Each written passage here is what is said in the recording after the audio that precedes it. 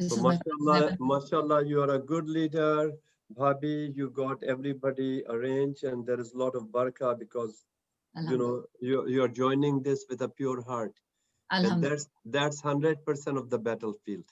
Absolutely. I think more than me, it's like I am blessed to have like a fantastic team.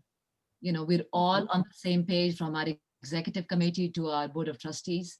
They Right, all want to do you know, uh, right. they all want to do good.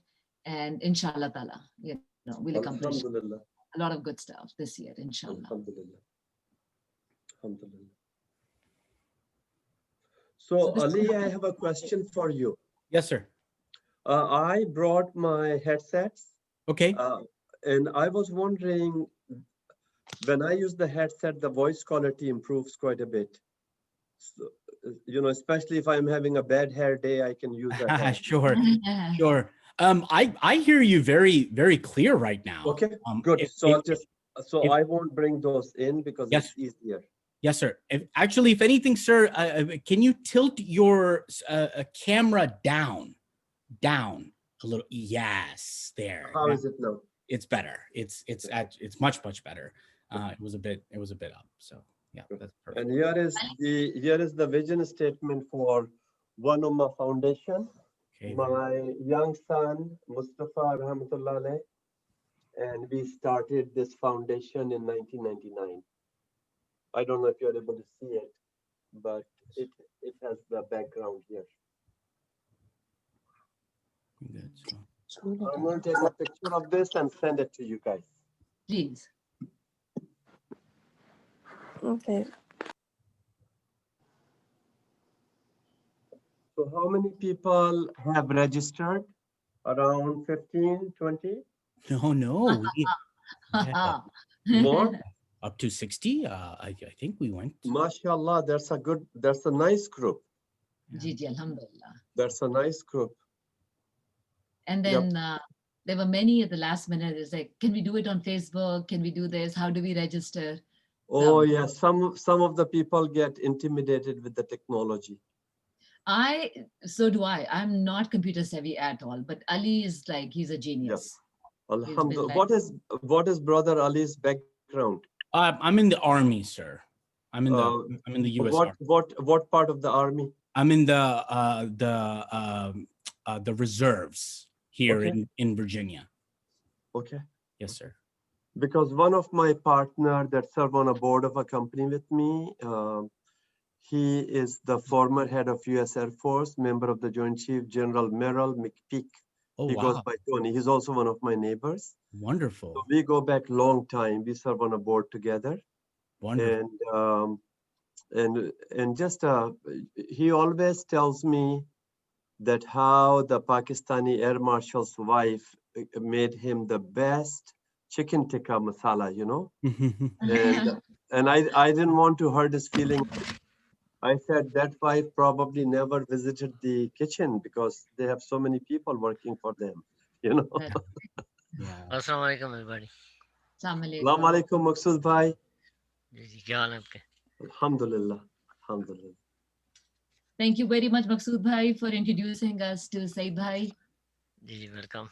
Saeed भाई तो बड़े known आदमी है नहीं. No. Maqsood bhai and I met by a fluke at a Pakistani entrepreneur conference. We both were listening Assalamu to alaikum. a Indian guy. Assalaam. Yes. How many years ago, Maqsood bhai? 4 years now? Yeah, I think more than 4 years. Yes.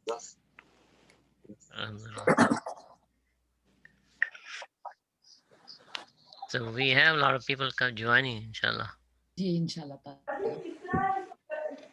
Yeah. Assalamu alaikum. If I can please request everybody to go on mute. I can do it on my end too, but I don't want to be that guy to do that. So I think, Ali, it'd be okay if you do it because sometimes people forget. So I think go ahead, do it. And whoever wants to, like, after I give a little bit of, whatever I hope to say, then Saeed bhai will come and, the question and answer, you can just. Yeah, of course. That's not a problem. So it's easier. Yeah. Yeah. So, mashallah, we have I'm seeing 11:03 Eastern time, and we have around 24 folks here, Nazir Bobby, and We start then.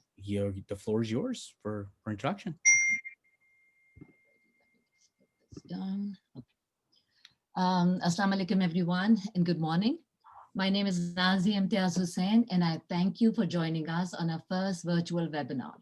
I'm humbled and delighted to be serving as the Alliance President this year, as well as your host for today's very important conversation with Mr. Mohammad Saeed Rahman. As I was preparing my opening remarks, I came across a quote by Dr. Martin Luther King Jr., which goes as, "Life's most persistent and urgent question is, what are you doing for others?" I asked this question myself first and foremost, especially now that I have been entrusted to lead a prestigious organization like Alliance, that what I am truly doing for others and how am I conducting myself as a leader. I wanted to take this opportunity to share a few updates with you in regard to Alliance. Last year's Alliance election was not just an ordinary election, but really a referendum. As you all are aware, Alliance has been part of APNA for years, and I strongly believe that we bring so much to the organization by providing vital services to our respective communities. This is why I made it a point to work hard to ensure that we are properly represented.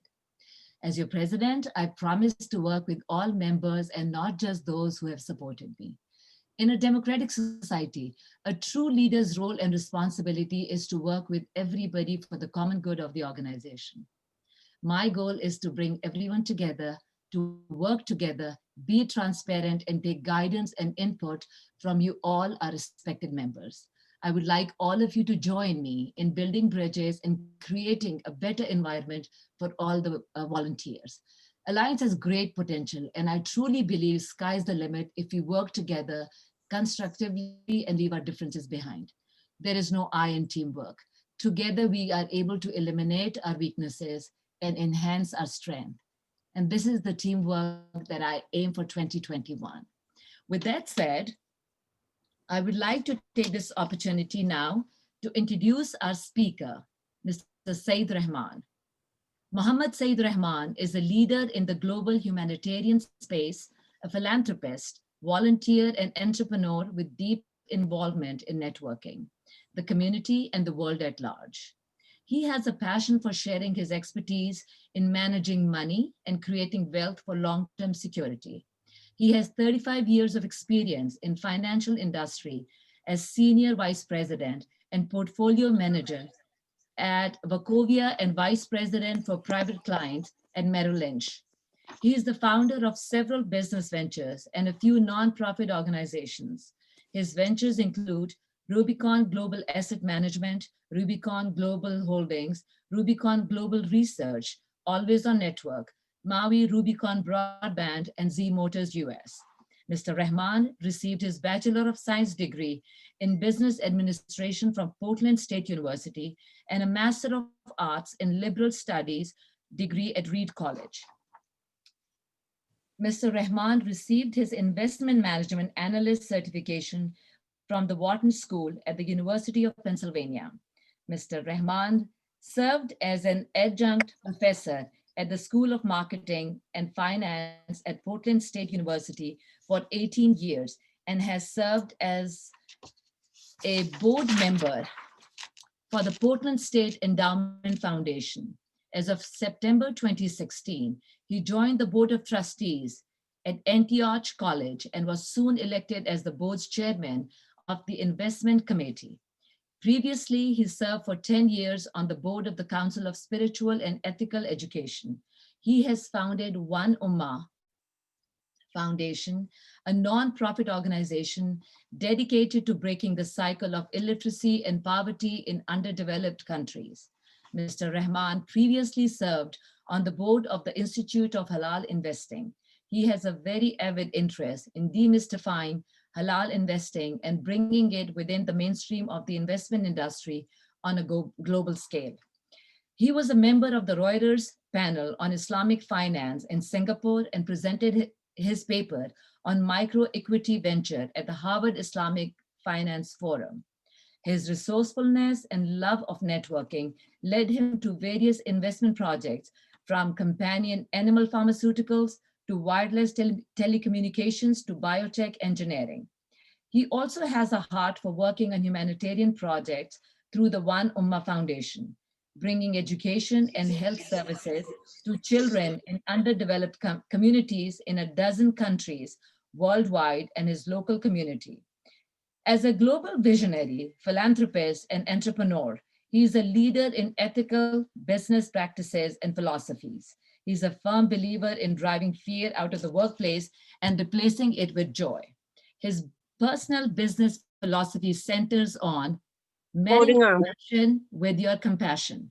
Mr. Rahman has been quoted by BBC, NPR, Oregonian, and Dealmaker, the Middle East, about his views on halal investing. He has been interviewed by Foreign Policy Magazine and other world media organizations. Please welcome Mr. Mohammad Saeed Rahman. Saeed bhai.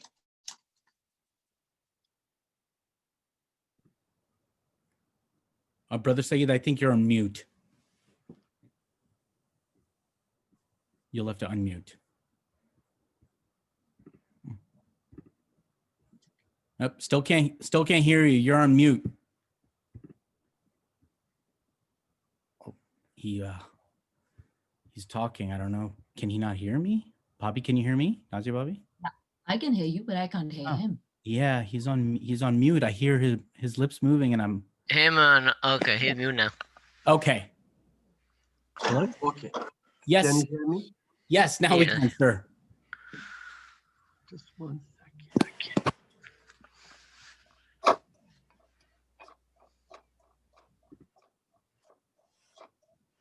Take Okay, your time. sorry about that. Can you guys hear me? Yes, now we can see you and hear you. Can you hear me? Yes, Yes. sir. But I cannot hear back.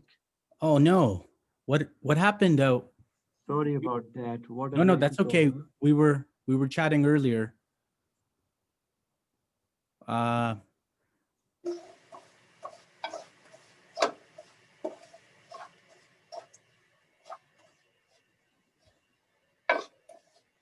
Okay. I can hear you back. Yes, Yes, Okay, sorry about that. that's okay. Okay. Bismillah ar-Rahman ar-Rahim. I want to thank everyone for giving part of their Saturday to attend this particular symposium. We have named this Leadership in Serving Humanity. I like to start this symposium with a quote from a gentleman named Horace Mann,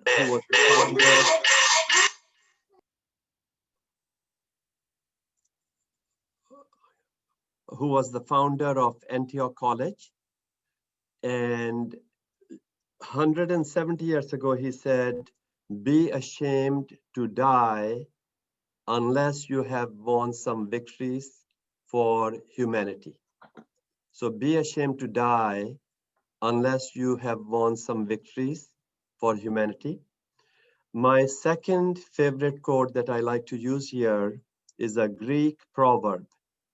And it says, "The greatness of a civilization is whose elders grow a tree whose shade they shall never sit under." So you grow a tree knowing that you will not be able to sit under the shade of that tree. And you are doing that to endow the future generations that you have never met. So the first key secret of creating a great humanitarian organization is to remember what is your niya. Niya means what is your intention. And if your intention is not for name, fame, or gain, those are the three important things to remember. Don't do anything for name, fame, or gain. Do it for a higher purpose. The one upstairs knows everything. Even before we make our intention, he already has recorded that. So from that point of view, we have to always check our intention. So what are the great attributes one should have to create a great organization? What is a great leader all about? And the first thing a great leader has to know is, what is my purpose and what is the vision you have that you are carrying. And long time back in 1990s, because I am an older person, I'm 65, so I have been around a few things. I taught a class called Vision, Leadership, and Change. It was part of an MBA program at a private university in Oregon called Marylhurst University. And we used the example of one of the most non-sexy company on the planet called Domino's Pizza. Domino's Pizza never ever claimed they make good pizza. Their vision was to deliver something hot and warm to you in 30 minutes. They stuck to their vision. They created a multi-billion-dollar company that is supremely successful, because they never focused on telling you how great their pizza is, because people will laugh at them.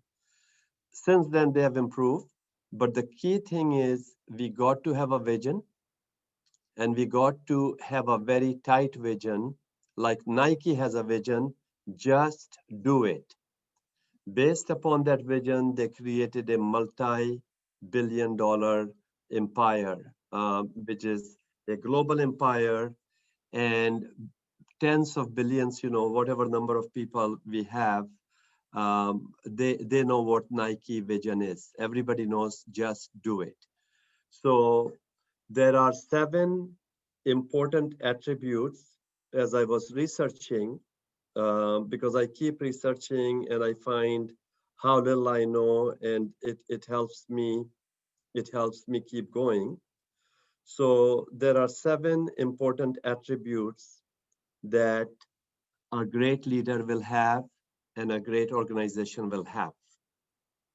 Number 1, a great leader will always have a vision, and that vision will be how to look at opportunities before anyone else is there.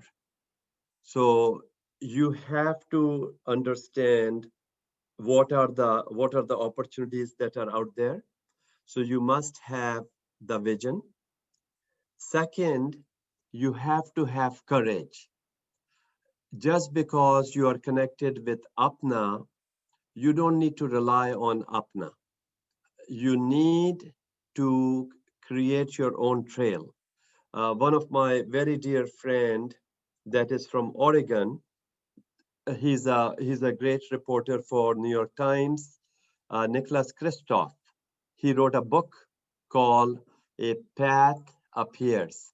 That means when you take the first step to do something good, you will create a path and everybody else will follow. I have been watching Dr. Maksud Ahmad, who has become like a younger brother for me. For last 4 or 5 years, he has been talking to me about his project, how to take care of people that are addicted to drugs. He's helping people he never met because of his love for humanity and love for solving problems. And he has no interest in name, fame, or gain, because I have watched him very closely. So when you take the first step to do good, a path will appear automatically. So you don't have to worry about if you are going to be successful or not. The key to being successful is to take as many shots as you can and live outside your comfort zone, and be vulnerable. The more vulnerable you are, the more successful you will be. First thing you got to do, in Urdu language, we say, log kya sochenge. I know majority of you know Urdu.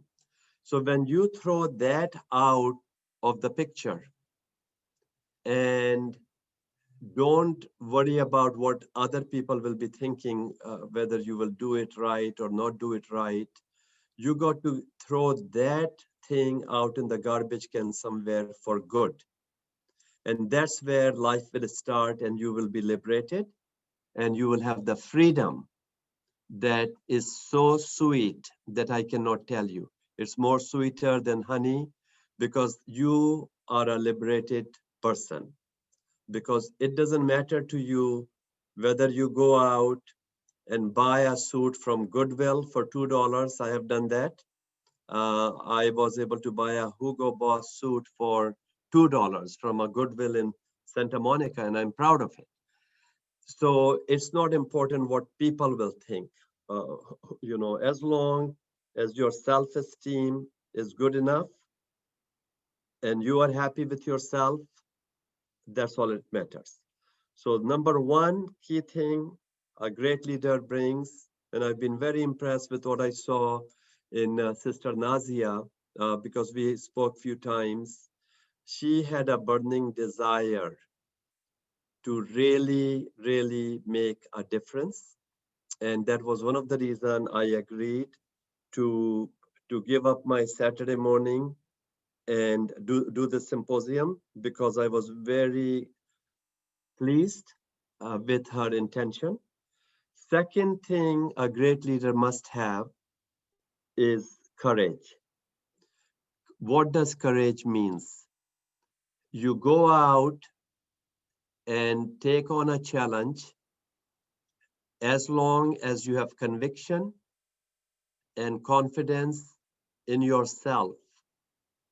Everything will sort out. And the courageous leaders aren't afraid to fail. I studied the life of Michael Jordan, one of my favorite athlete in the world. This man was refused to join. His coach at the high school told him that, no, you will not be part of the team, high school team. And since he wanted things so bad, he said, how about I become a bag boy? I will carry the bags for the team. So he started traveling with the team wherever they will go, and he was carrying the bags. So one day, one of the players did not show up, and the coach asked Michael Jordan, who today is one of the multi-billionaire athlete in the world, the most richest athlete in the world. He's giving $100 million gift to the Black community after what happened to Floyd George. And the coach asked him, Mike, why don't you join? And that day, Mike showed to the world how good he is. And he has taken tens of thousands of shots in practice, where he became the greatest and the best of the best, that even President Obama recognized him at the White House. And Michael Jordan became a verb rather than a noun. And people will say, be like Michael Jordan, do it like Michael Jordan. So when an organization, a product, or a human become a verb, that's the height of greatness. When people say Xerox it, Kleenex, Google it, that's basically where our organization become great. So the first thing I talked about is vision. Second is to have the courage. Third is have integrity. Have 100% integrity, and don't ever, ever, ever compromise on your integrity. I'll give you an example. One of my clients started a radio station chain. He raised $1 million from mom and pop, small investors, $10,000, $25,000. And the radio station chain failed because during Reagan's time, a recession came in. The recession was very heavy duty, and $1 million went out in the air. So Jack decided that my business plan was not bad, but my capital plan was weak. I'm going to give it the second try. So he restarted the chain, and a family from New England gave him $10 million because they believed in him and his honesty. And he built a great company and sold it for over $100 million. And his portion of the money as a general partner was $25 million. First thing Jack did is he returned the $1 million that he was not supposed to return back to the original investors. So when they received the 1099 form and a check in the mail and a letter from Jack, where Jack said, legally, ethically, morally, I did not have to return the money, but since God blessed me with the money and you believed in me, I am giving this back to you so that you can also enjoy your life. And that's called integrity. Very few people on the face of this earth have that. So vision, courage, integrity, and understanding these three things by itself will be the recipe for a great organization. The next step a great leader has is humility. How humble you are. You don't have to go to APNA and show off that you are the president of the organization and my wife is the first lady or any other organization. I don't mean to pick on APNA, but I enjoy picking on APNA because it helps me digest my food. It's okay. So the key thing for APNA or any other organization to focus on is to make sure that you stay humble. If God has given you the opportunity to be great, be like Edie, the greatest philanthropist history in the last 100 years came from Mr. Edie. And he stayed humble. And the other role model I have when I do my humanitarian work is an American gentleman named Chuck Finney, who taught Bill Gates and Warren Buffett how to give. Chuck Finney never owned his own place. He never owned a car. He always took public transportation. He and his wife lived in a simple apartment, a rental apartment in San Francisco. And he gave $8.2 billion of his wealth, 100% of his wealth, like Abu Bakr radiallahu anhu, to charities. He gave money to Stanford. He gave money to a foundation that take care of children when they are born deformed. He never owned a briefcase. He used a plastic bag. Think about his self-image, how strong it was. He was the founder of duty-free shops. He did not show off to the world that I own a Tesla. He was in a public bus. So Chuck Finney's life is something that is worth studying by anybody that wants to do humanitarian work. And he's still alive. He's in San Francisco. So Edie is one of the great example, how he lived. I had a chance to spend time with him in London twice. And this man would sleep on the floor and he was there for humanity 24/7. So the highest form of worship is to take care of God's creation. So when you evaluate Quran, hukuk Allah, which is the right of God between us and God, is mentioned 20 times. But hukuk al-ibad, the right of other humans, are mentioned 82 times. And that's the difference. Because Allah loves one of his creation that take care of another creation. So there is a story in our books about a prostitute in Mecca, 130-degree temperature, middle of the afternoon. She's walking to a water well and she saw a dog dying of thirst. And she took care of the dog first and then gave herself water. And based upon that one act, Allah subhanahu wa ta'ala forgave all her sins and gave her the key to paradise, salvation. So humility is one of the best thing you can have, one of the best attributes you can have. And the next thing a great leader will have is strategic planning. Have a great plan and also have a plan B. So let's say you are relying on an organization that will fund you, and let's say the funds does not come from them. Have a plan B.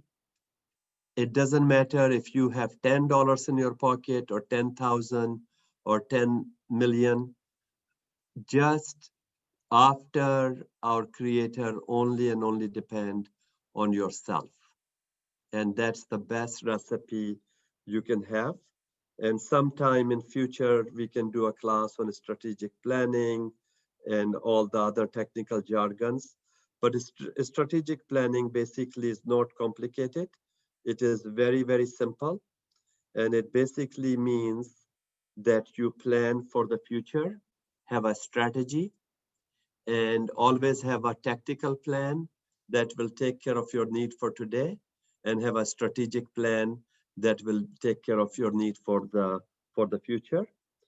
And the fifth key thing a great leader has is focus. You must have a laser sharp focus to get things done. And the next item is cooperation. Listen to people.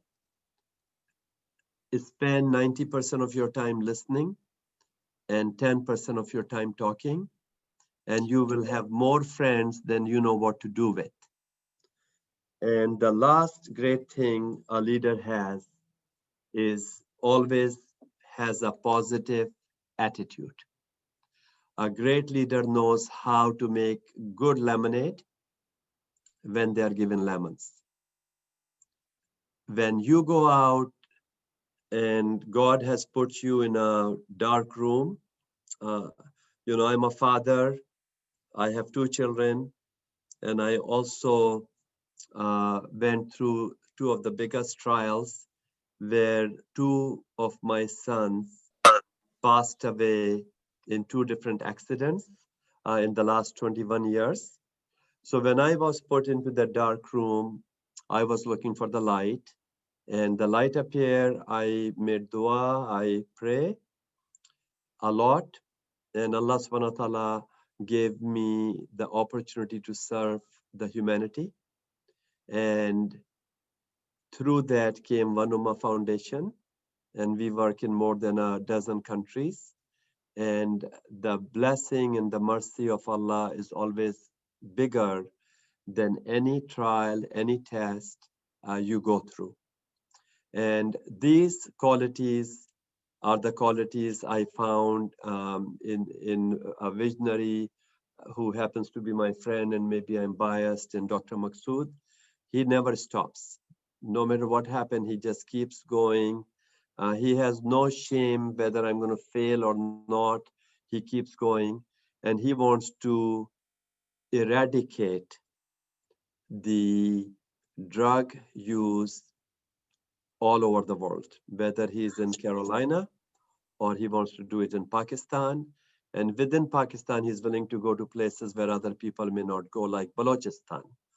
So so at this point, I want to stop just for a couple of minutes, and I'll ask Sister Nazia if anyone has any questions. I will be happy to take the questions. And if you don't have questions, then I'm going to ask Ali to roll my presentation book called The Positive Self-Image and Assertiveness that Applies to Leadership in Serving Humanity. Ali, do we have any questions? Do you see any raised hands or anything?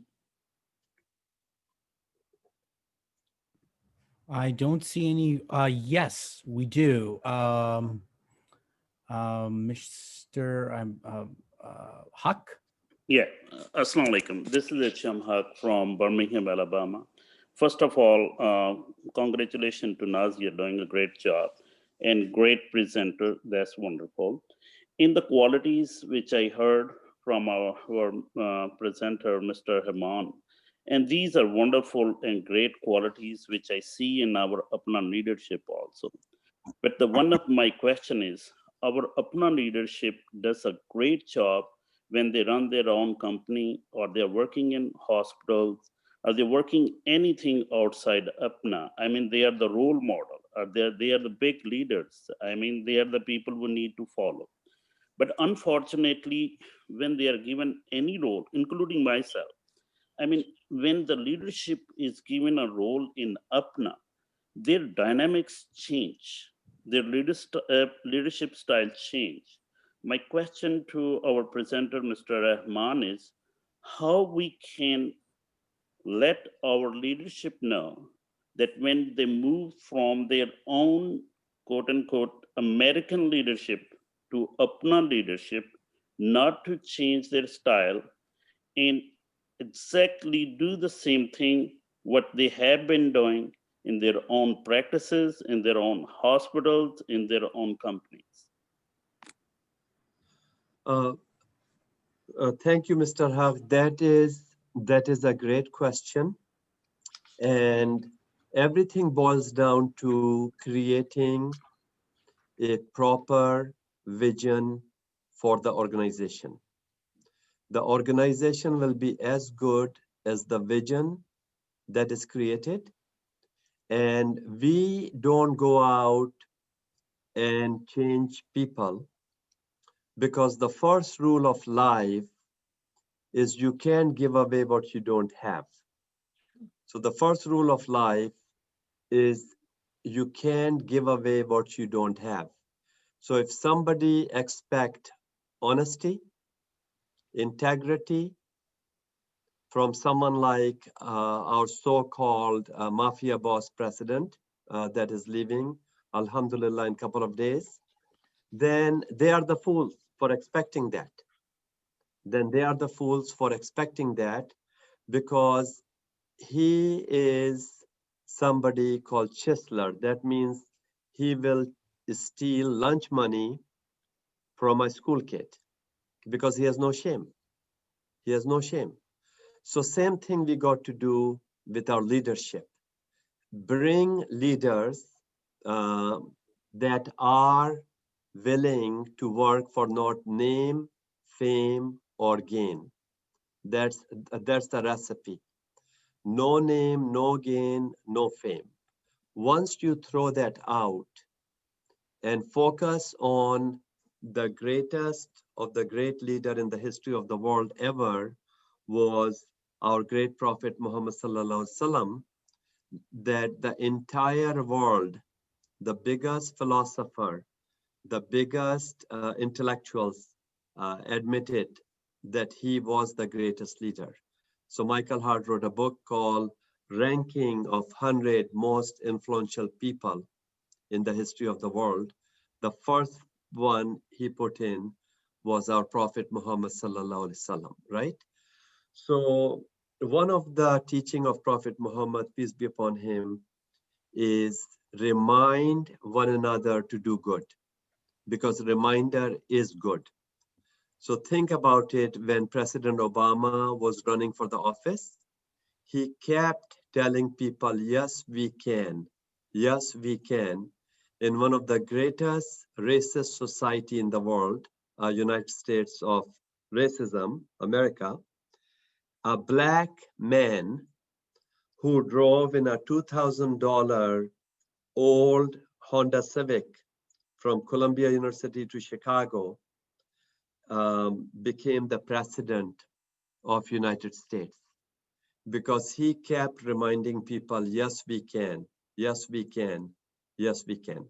So when you keep reminding your leadership and you choose the leaders that don't want to become leaders, like Umar radiallahu anhu said, make someone a leader who is not out there seeking a leadership role, because that person is going to do it for name, fame, or gain, correct? So choose someone who is very competent. That person may be a little shy.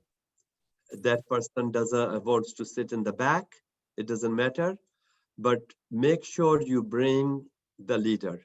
Very frankly, I have nothing to gain or lose from APNA, but I have not been impressed with the leadership I have seen there.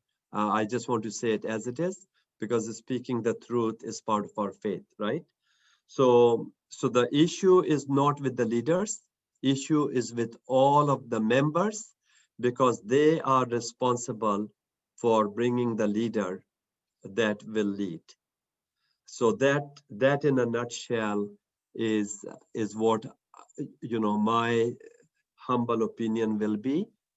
And the second key point that I will make here is, for anybody to be successful in anything they want to do in life, they have to understand 4 A's. And Ali, if you can roll to the next page of this presentation, and we will go through it very quickly. And the next page, one before, please.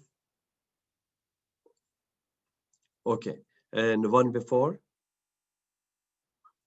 So what I want to do is to let you folks know, all of you have access to my notebook that I'm sharing with all of you.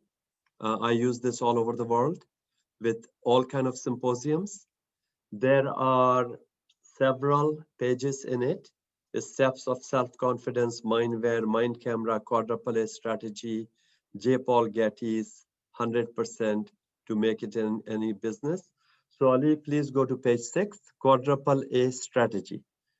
Always remember, anything you want to learn will focus on 4 A's: aptitude, attitude, action, accountability.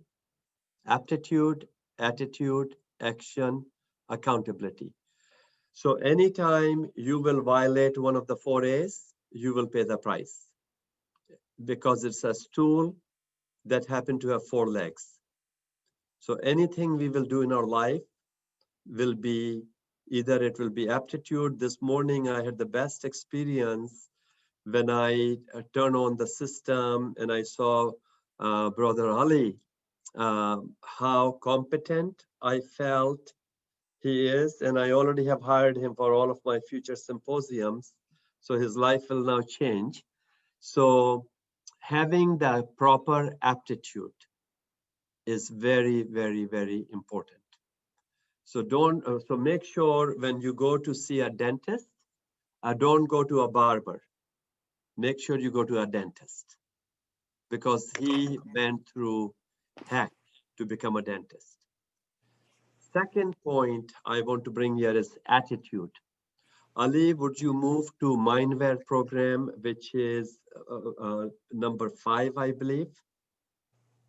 Number 4, right there. This is a program I wrote more than 35 some years back. And this, if you take nothing away from this symposium today, and only just take the Mindware, which is the software I use for everything I end up doing, Mindware works this way. Whatever you believe, whatever you believe with 100% conviction, with 100% conviction, converts into a thought process. From that thought process, you get your thinking process. When you tell somebody, I am thinking about going to a medical school, like Mr. Haq, if you're a doctor, there was a time in your life where you were thinking about going to a certain college, certain field, whatever it was. So from that thinking process, you acquire an attitude. Imagine if someone is a white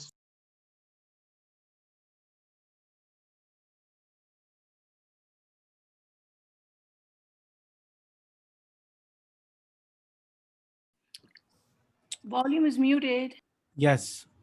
Mr. Rahman, for some reason, you just went to mute.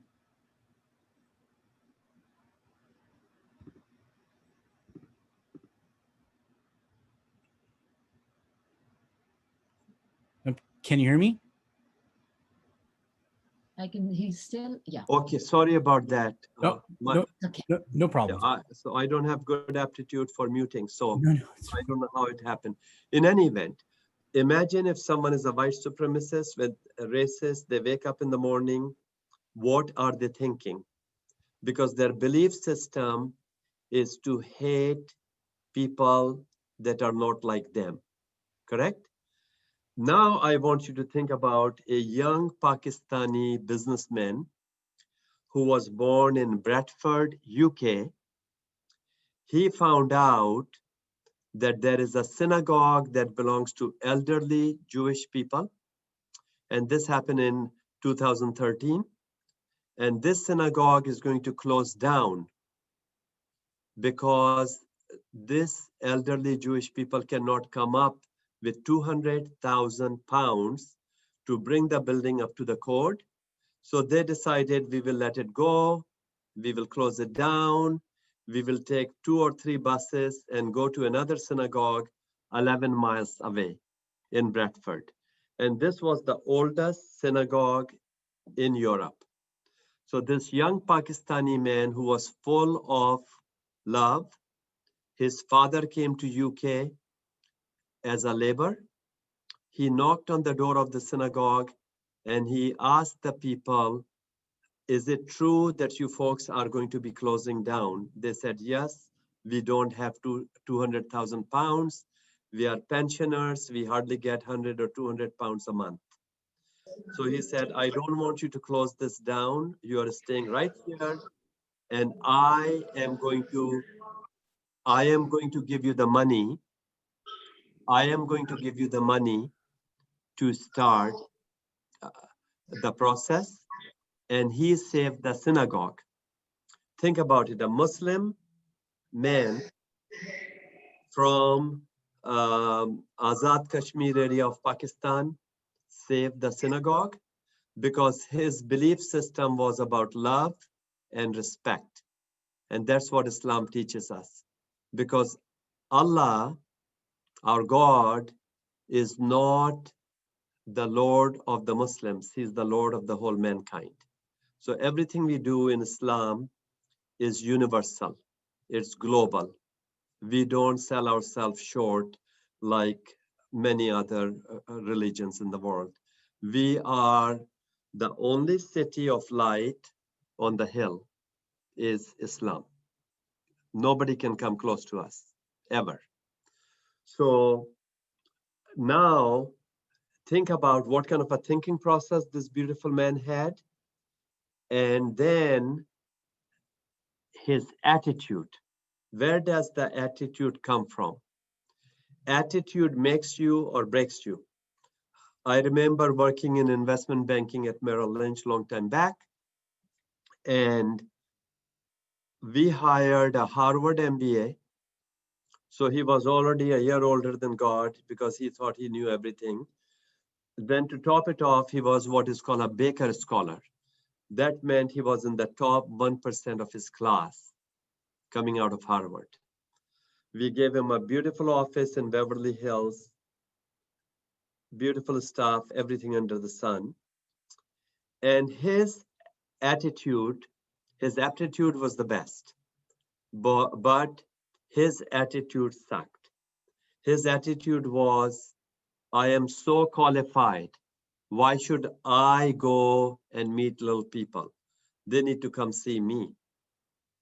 Arrogance. And after 90 days, he was let go because he was narcissist and his attitude sucked and he could not make anything happen. So imagine you're a Harvard MBA, a Baker scholar, the highest you can go, and you are asked to leave. So attitude is everything. And then the next thing that comes from attitude is actions. And that's where the results comes in. So this Mindware program is a universal program. It applies to everything we all do. Whether you're rich or poor, you work in a parking lot, or you can be a heart surgeon, or you can be Elon Musk. It will apply to everybody. Now, I want to take a minute and talk about conviction. Confidence and convictions are two extremely important qualities for a leader, for a businessman, for anything you will do, investor. Elon Musk received $180 million in his account, part of the PayPal that he created. So his portion of the money came to $180 million. He put 60 million of that money in Tesla, 60 million in Solar City, and the other 60 million in SpaceX. And then he was broke. He didn't have any money. True entrepreneur. He went through a divorce. So he started staying at the office. He didn't have the money to rent an apartment. But his conviction was his companies are going to make it and he will be able to do fine. So he will go to his health club. That's where he will take his shower and come back to work. And today, Elon Musk is the richest man in the world. He has more net worth than Jeffrey Bezos from Amazon. So what did Elon Musk had as a leader? He had conviction and confidence. So when you have those two elements, you can put all of your money in 3 companies and you'll still be successful, right? So I wanted to make that as a side point. Brother Ali, I want to take another 30-second quick break and find out if there is any other question. Yes, sir. That question from Mr. Haq, Etisham Haq, was a great one. Yes, we do have a question. Ms. Saba, if you'd like to unmute and ask the question, the floor is yours. Assalamu alaikum, everyone. My name is Saba Mahmood. I'm the Board of Trustee Chair of Alliance. Thank you very much for the very informative and enlightenment conversation regarding leadership. Leaders are easy to become, but the job is much more harder than it comes. So my question is, we do see conflicts everywhere. So how does a good leader handles a conflict when there are 2 opposing views within the organization? Thank you. Right. And usually with a Pakistani organization, we will have 1,002 conflicting views. And, you know, one of the greatest countries that was ever created was Pakistan. And when I look at the entire stock market of Pakistan, it comes to half of a chai ki dukaan called Starbucks. So half of the value of a Starbucks is more than the entire value of the Pakistani stock exchange. The reason for that is we happen to have too many bright people, and they all want to lead and they don't want to follow. So the greatness of a civilization is when you go to a grocery store and you form a queue. And that's one of the reasons a lot of us live in America, is we have a discipline that you know when you will go to the airport, you will follow the queue. So one of the issue we have, this is in what is called the Pakistani DNA, is discipline. Secondly, we still have the colonial mindset, and it is going to take some time to build. We are a country, but we are not a nation. The process of nation building takes several hundreds of years. The process of nation building takes several hundreds years. So we are a young country, 75 some years old. One of the question when I had a private meeting with Dr. Tun Mahathir Mohamad of Malaysia a few years back, I asked him why Malaysia is so successful. You brought a country from a fourth world to a first world, one of the most beautiful country on the planet I have visited is Malaysia. And why is that? And why Pakistan have all these issues? And he said, the number one issue Pakistan has is we are still into ethnicity. We focus on, I am a Punjabi, I am a Sindhi, I am this, I am this, I am this. Why don't we look at that? No, I'm a Muslim and I'm a proud Pakistani, right? So going back to the to this beautiful question Sister Saba asked, is when there are different point of views, you have to understand that if you expect a first class treatment from a person with third class values, you are wrong, not that person, because you can grow roses by watering the rocks. So make sure you have the right kind of leadership. Make sure you have a responsible person, like I noticed in Nazia Bhabi, that right from the first time she and I got connected, Dr. Maksud got us connected, one thing I noticed is a responsibility and a burning desire to learn, a burning desire to make things happen. So you guys don't have to worry about much. You guys are already successful, and inshallah, we will make sure you go places and serve humanity. Don't worry about conflicting viewpoints.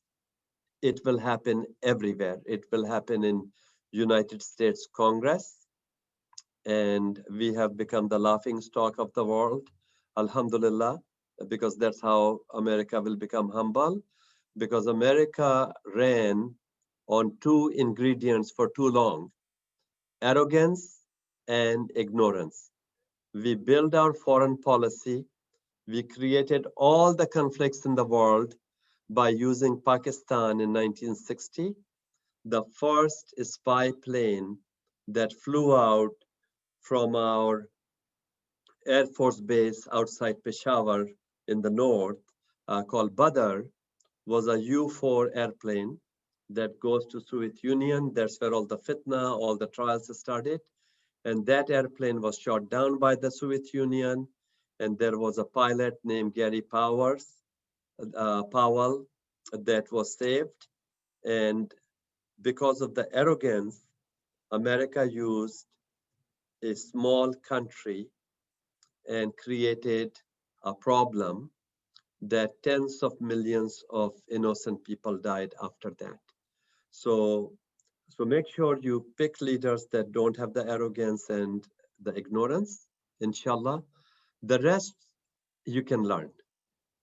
Go ahead, Saba. Thank you so much for answering this conversation. This leads to another question of mine. So how do we train our future leaders? That's another good question. It's always important. The definition of a great leader is somebody that is working on finding their replacement, and then they play the role of an elder statesman behind the scene. So if you have a board of trustee that has 5 people, make sure you bring in a plan B and start instilling values of leadership in that group of people. And that's the only way that we can keep creating good people, good leaders, inshallah. Thank you very much. Sir, we have another question from Miss Sabiha. Miss Sabiha, if you'd like to unmute and ask your question. Sure. Assalamu alaikum, everybody. This is Dr. Sabiha Qayyum. And first of all, I need to congratulate the Alliance on having this first webinar here. And thank you, Mr. Mohammed Saeed Rahman, for giving us such a good presentation. My question is regarding opportunity.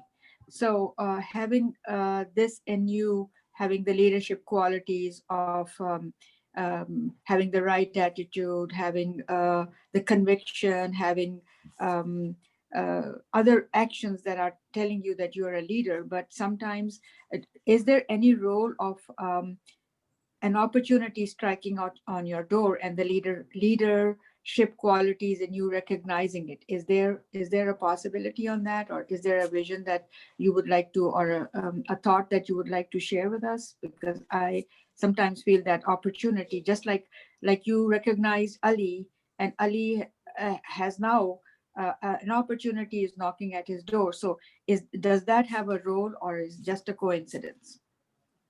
No. First of all, Sister Sabia, that's a beautiful question. Thank you for bringing that up. Sounds like you're a very critical thinker. First of all, leadership is not a science. It's not 2 + 2 becoming 4.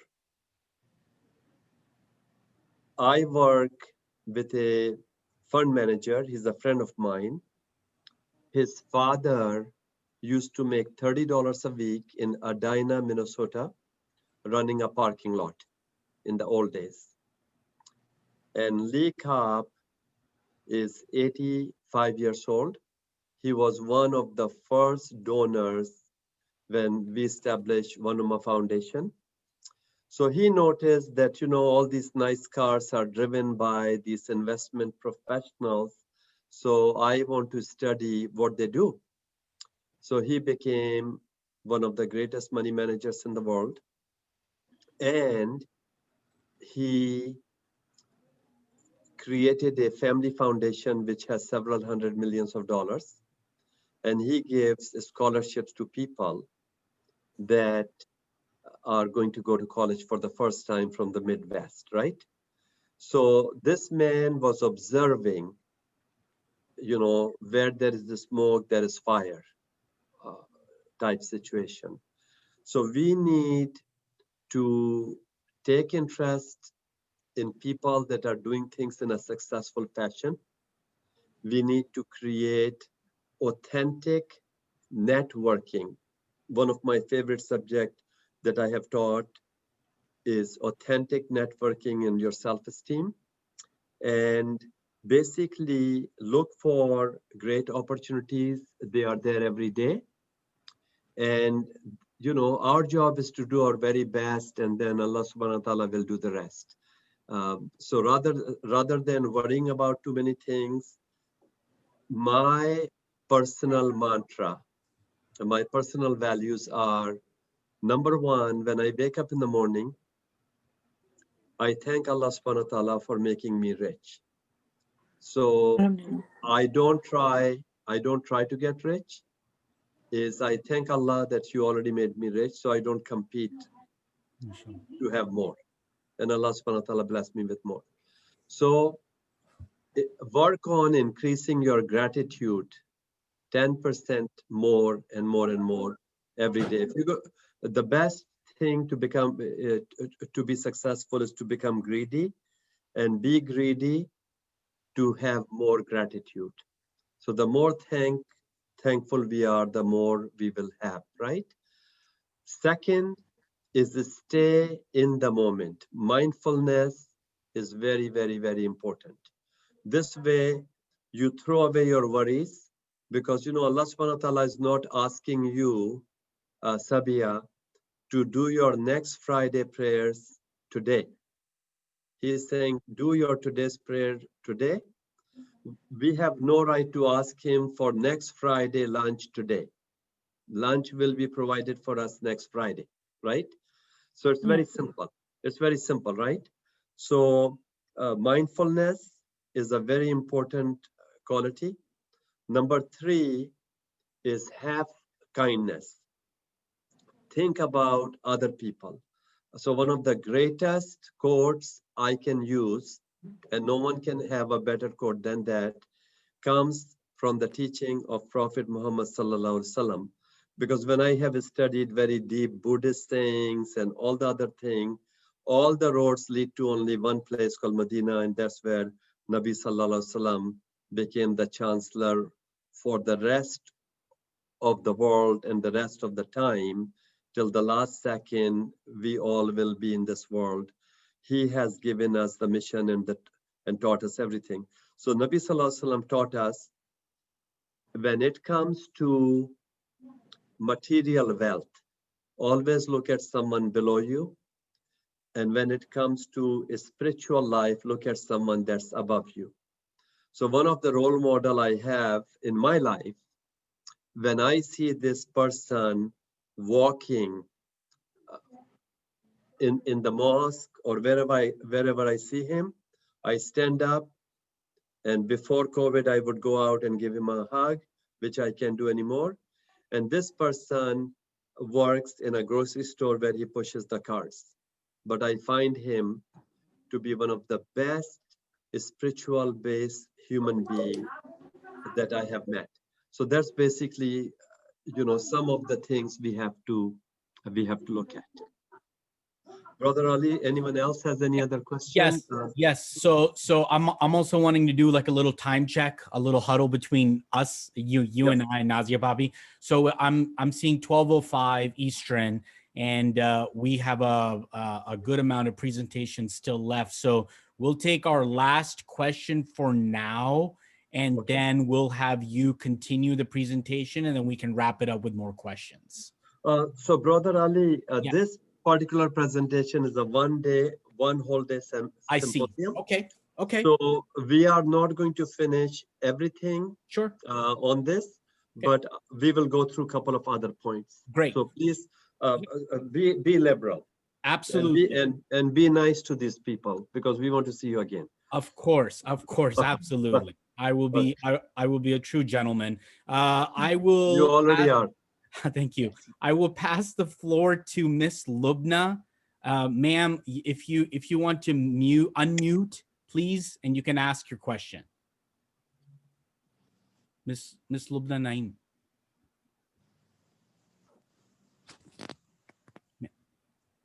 Hello, hi. This is Dr. Lubna Naeem. Thank you for doing a wonderful program. And these are simple, basic traits of leadership that you have, elaborately discussed. And probably we all need that kind of refresher and reminders from time to time. And thank you for doing it. So wonderful program, and I thoroughly enjoyed it. I have a question on when you're talking about conviction and confidence. And my question to you is, conviction and confidence, it draws a fine line between an autocrat and being a liberal, as we are seeing what's happening in our country. How do you create that balance so that we do not tip over here and there, and we are able to listen to both sides of the story and make a educational decision about how we want to pursue in a certain direction. So that direction is very important. You gave religious references. I think those were very important. It brings down perspective. So this is my question to you, because we want to bring people together here. I think Sabah also asked a very good question in the beginning. So this is something that I would like to know more about.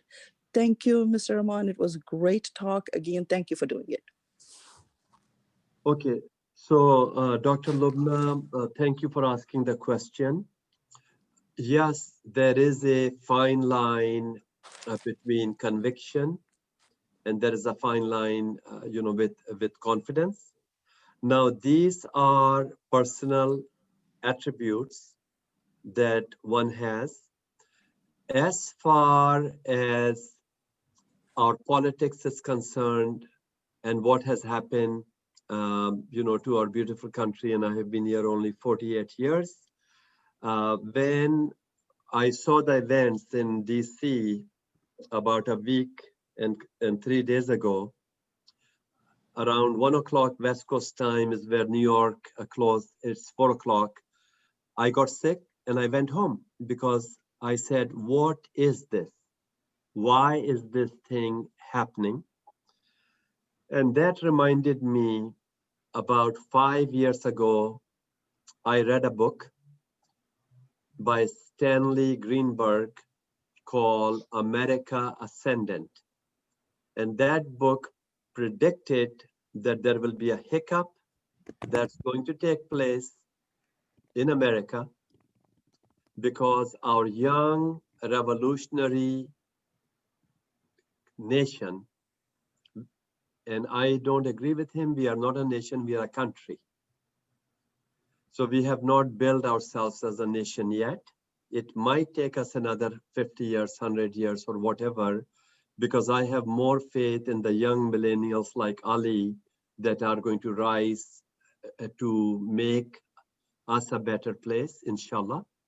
So America Ascendant is a book anyone can read.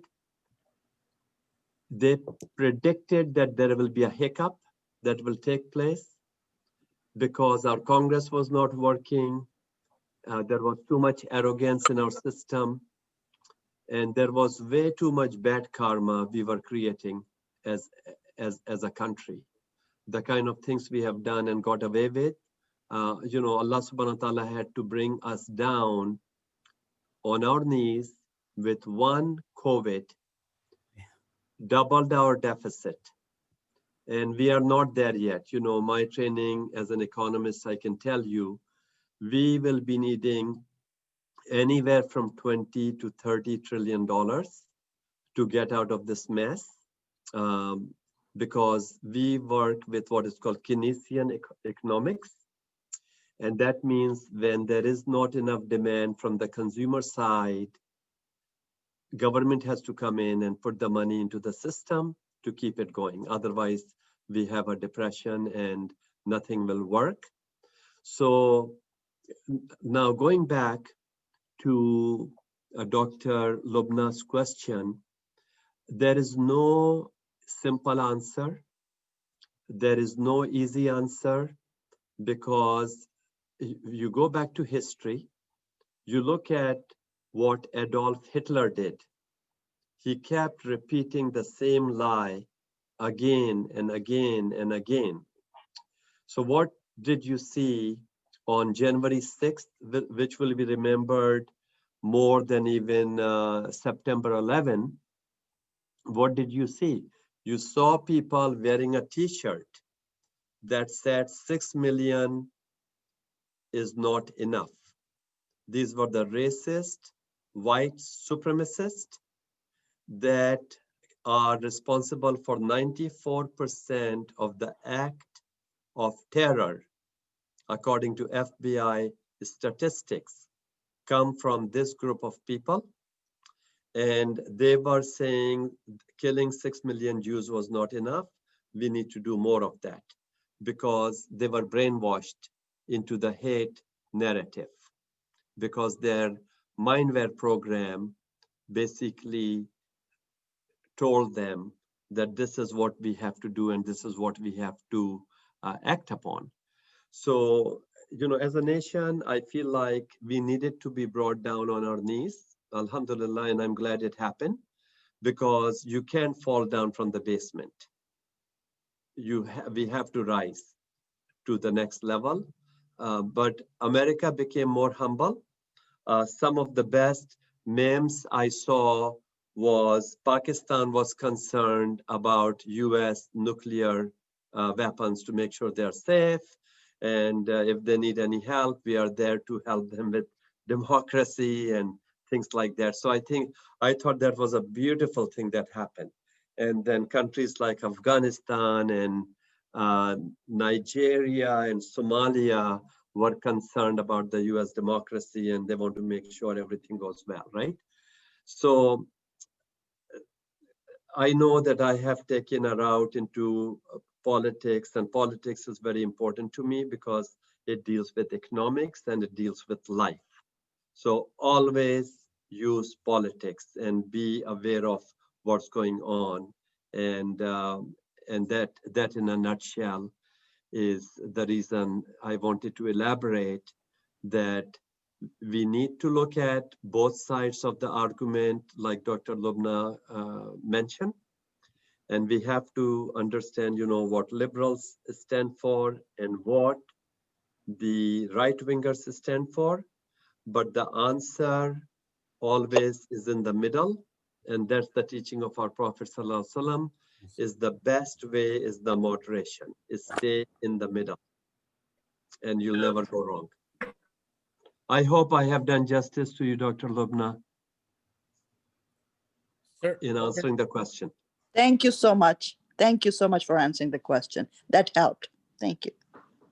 sir, we have Brother- we have another question. I actually apologize. I missed it. We had received it some time ago in the chat.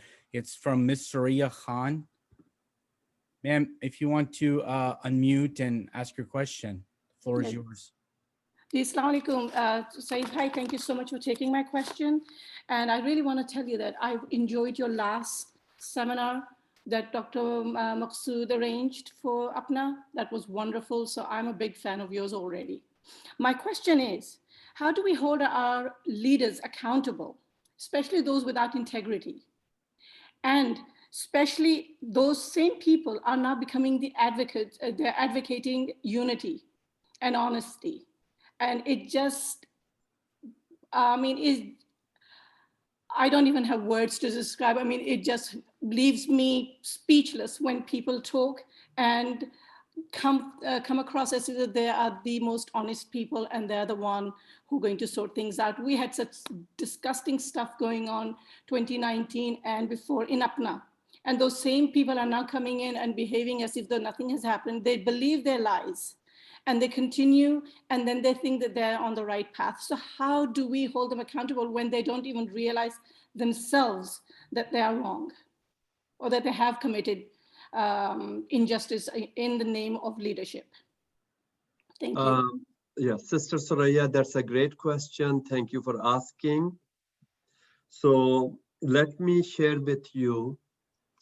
I would like to give you folks some technology in your hand that you can use in the future, so that we have that technology. This way, Brother Ali doesn't monopolize all our technology. So we have to share the technology, inshallah. So the first thing that I will share with you is when, like Ali radiallahu anhu said, that when you see something is being done wrong and you don't say a word, then you are participating in the zulum. Then you are participating in the wrong, right? And Tipu Sultan said that I would rather live few moments as a brave man than to live million years as a coward, right? So first of all, my One Ummah Foundation is a member of APNA. I'm not a medical doctor, but through our charitable organization, we are a member. And then Dr. Maqsood, may Allah reward him, invited me to one of the APNA conferences in Orlando. I believe that was back in 2018. So I'm very aware of the political stuff that goes on, because Dr. Maqsood took the advocacy in his own hand, his own resources, his own time, because, you know, this is a man that has a heart of like a 1-month-old baby. Maybe he's a pagal or something, as we say, but he doesn't care. He wanted to bring everything together. And he gave up the name, fame, or gain, threw it out of the window. So the first technology that I will give you is to write, become a great writer, and get hold of a good editor so that you can put everything in writing. So a great leader is a great reader and a great writer.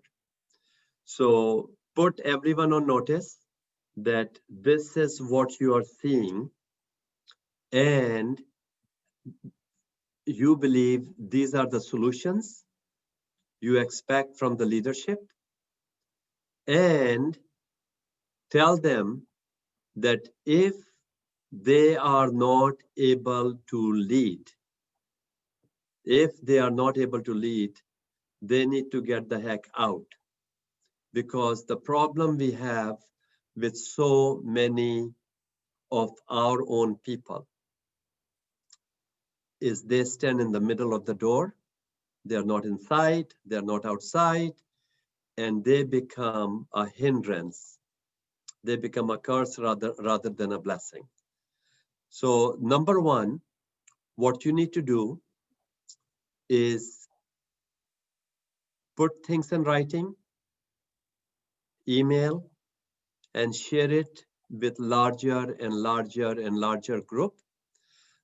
One of the greatest story that changed America for good for the next hundreds of years comes from an Afro-American lady from Atlanta. Her name is Stacey Abraham. She's the one that defeated Republicans and the Trump and the racist idiots. I don't want to use any other word right now. I have to be civilized. And what did she do?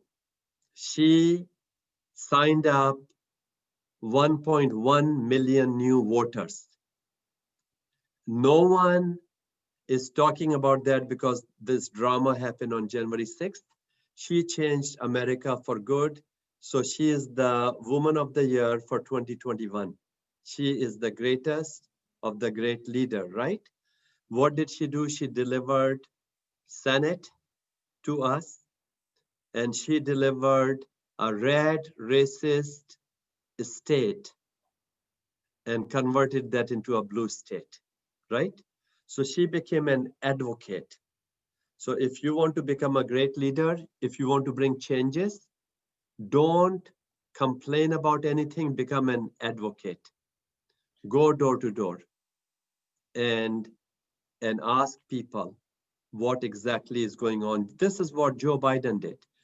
He always had his sister as a campaign manager, and he will take on a task and he will never worry about the results.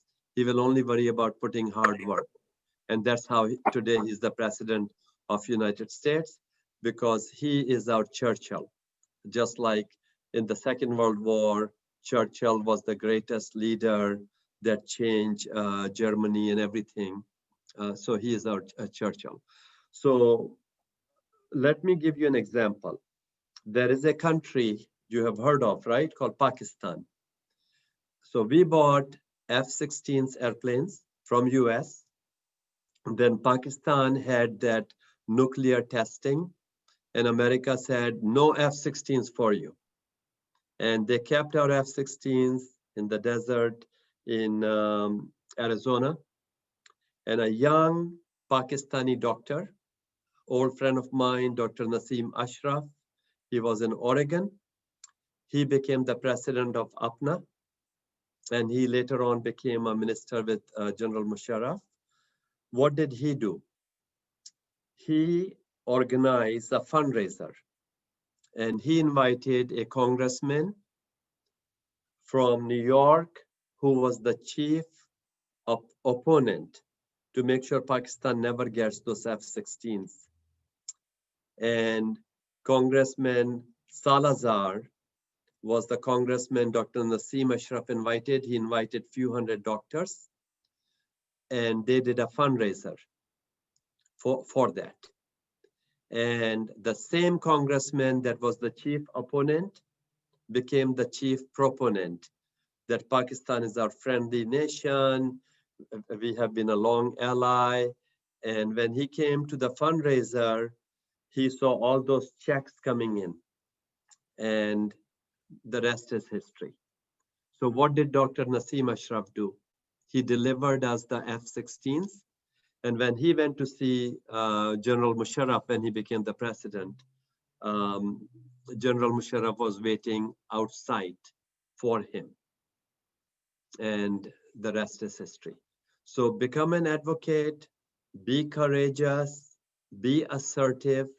We don't need to be aggressive to make it in life. And we don't need to be passive to make it in life. Passive people, when they wake up in the morning, and I think a lot of the folks I work with, they are very passive. So when the passive people wake up in the morning, they take out their favorite t-shirt they wear that says, please, for God's sake, walk all over me. Welcome for insulting me. Welcome for lying to me. Welcome, welcome, welcome. So that's the t-shirt they wear, right? So what I teach the world is be assertive. You don't need to be aggressive with people. You don't need to be passive with people. Be assertive. Assert yourself. And at some point, inshallah, we will do a symposium on that. So be assertive. That means write a letter and put these people on notice that we are watching you. These are the 5 things we don't agree with you. And I'm giving you a deadline. You have 1 week to get back to us with a plan. And we believe whatever the heck you're doing it for name, fame, or gain. We are asking you to either get the hell out, leave, and we want to bring new leadership. And that's basically what we have to do as people, because you have a voice. Let me give you a true story of a US senator. A little old lady, 85 years old. She was the president of the Bird Watcher Society. She was the president of Bird Watcher Society. They were into watching birds. They had a newsletter. She goes to the senator's office, and the secretary goes to the senator, and the senator said, please tell her I'm not here. So the secretary said, but she also has a newsletter. Do you want to mess around with her? No, please bring her in, because she had the power of the pen, right? So the power of the pen, the ink, has more reward than the blood of the shaheed, the martyr, right? So basically, the senator saw her, and he knew if I mess around with her, I'm going to be in the newsletter. And I don't want that, correct? So basically, you see, the definition of a politician is very simple. A politician is he who is willing to eat dog waste as long as he or she get elected. So there are political type people that you will be dealing with, and only language they will understand is the advocacy, something my brother Maqsood Bhai has done, is he has spent a lot of time behind the scene advocacy. because he doesn't give a damn whether he becomes a leader of Apna. He doesn't care whether he win or lose. Only thing he cares is he is mission oriented. How can I touch the life of more humanity? How can I use Apna to become a vehicle to serve more people, more needy people? So those have to be the mission. Like when I started my symposium today, I used 2 quotes. Number one, the first quote came from a great American educator 170 years ago, who was the founder of Antioch College, and I'm on the board of trustees there. He said, Horace Mann said, be ashamed to die unless you won some victories for humanity. Unless you won some victories for humanity. So that should be something we need to always remind ourselves. And the second point is, the second quote I use is a Greek proverb. The greatness of a civilization is whose elders grow a tree, whose shade they shall never sit under. And that's what I believe Alliance is going to do, because I have very, very high hope from you folks. Ali, any other questions? Yes, sir, we do. Miss Nazia Haq. Right. Ma'am, the floor is yours. You can unmute and ask your question. Assalamu alaikum. Thank you for having such an informative session.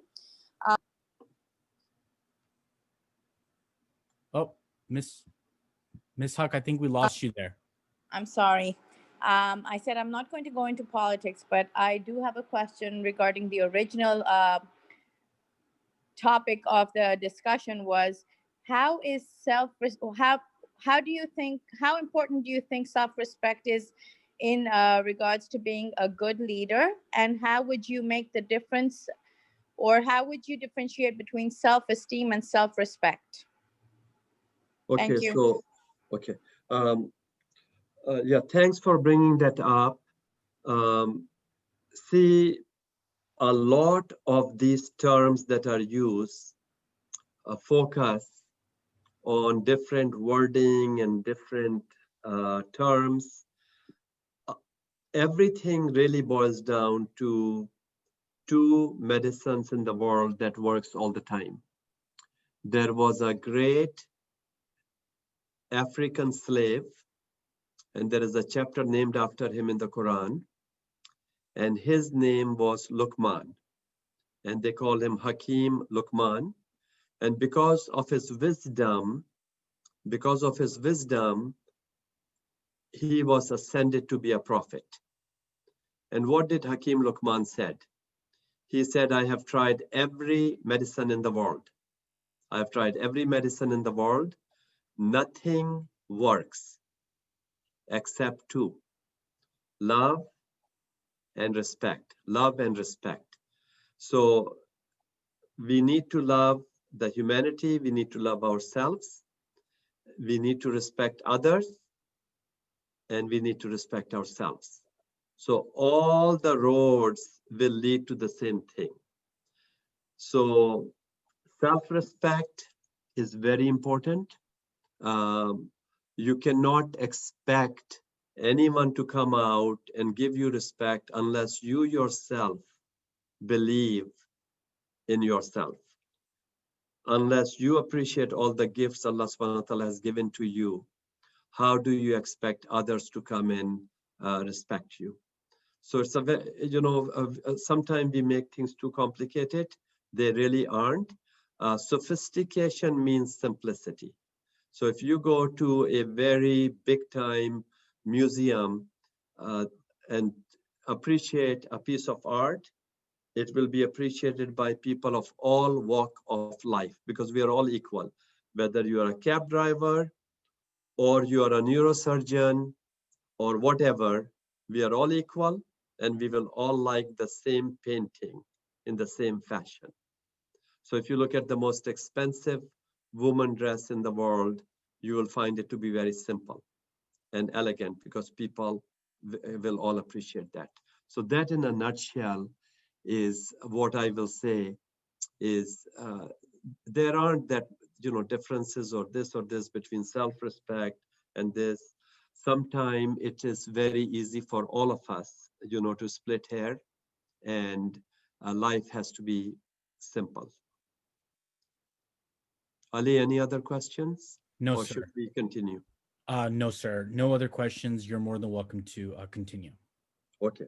So at this juncture, what I would like to cover is I will ask a couple of questions to Sister Nazia, since she is the president of Alliance.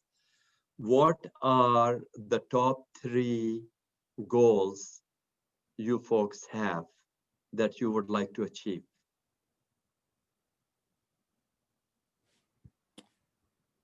Nazia Pabi is currently on I'm sorry. mute. Okay, and she's there. So since Alliance is in a growth phase, I think a number 1 goal is to increase our membership, make things transparent, Right. and listening to our members, getting their suggestions, and working as a team. Okay. And the mission of Alliance is to serve humanity, Yes. right? And you will start from Pakistan, from your own home, which is important. Yes. And that's how I started One Ummah Foundation. Is we started from the slums of Karachi, and then we kept expanding and expanding. So what are your critical success factors that you believe you need to make it all happen? I think we need to become independent. That is Right. the number 1 thing for us. Right. So I think once we are independent, there's a lot of things we can do on our own. Right. And that's the model Dr. Maqsood also used in creating his project. Is he did it independently.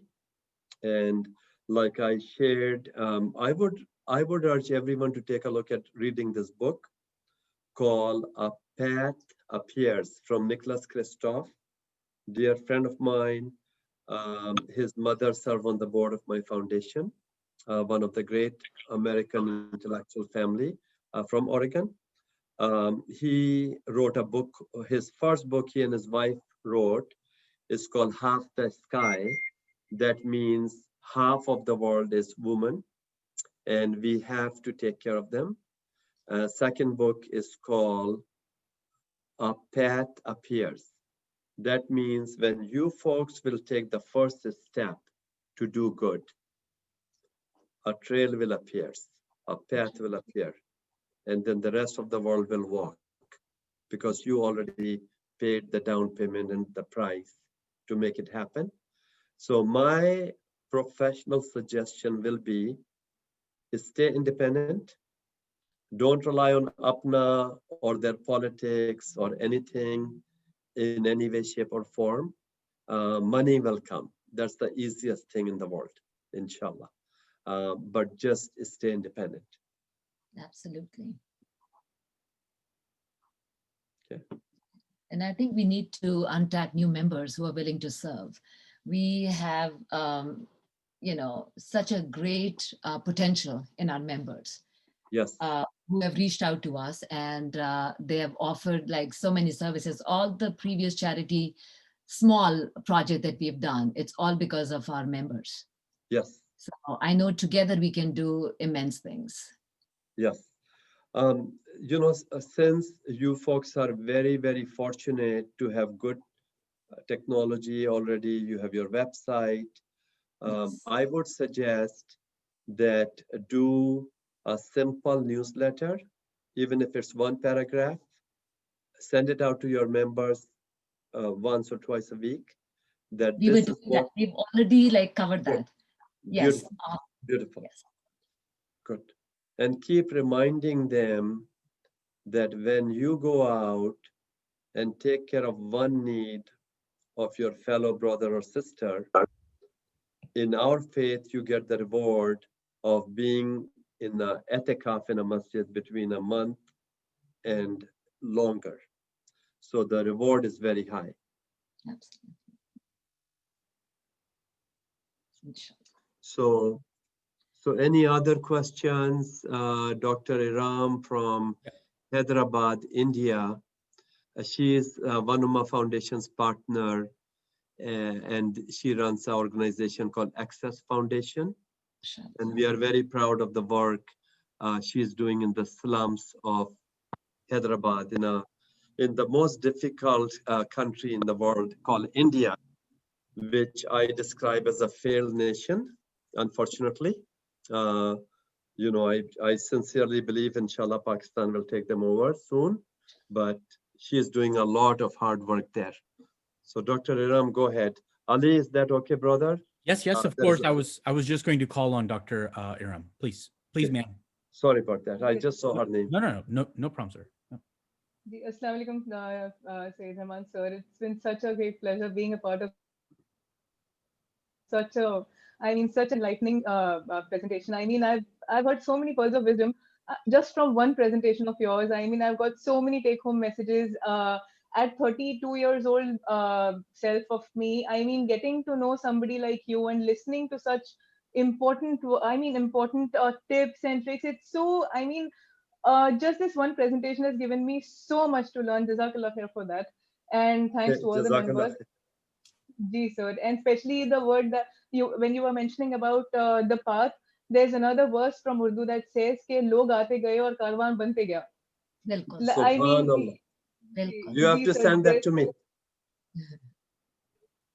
Ji sir बिल्कुल बिल्कुल जैसे आपने access का नाम लिया मतलब I did start it when I was 25 years old, and just as you said that it's the niya that matters, it truly is just the niya, because when I started the foundation I must have had a couple of thousands in my account, but now alhamdulillah we have around 300 people who've joined us, and alhamdulillah we are still a small organization, but the place that Allah has brought us to in the couple of few last years, it's been really magical. And I would like to mention this to all the members here in the meeting, that there was a day when I needed a certain amount of money and for the next day, and I didn't know how I was going to get it. It was indeed Sayyid Rahman sir's first contribution to us. And I can never forget that night, because I just didn't know how I was going to manage that fund the next day.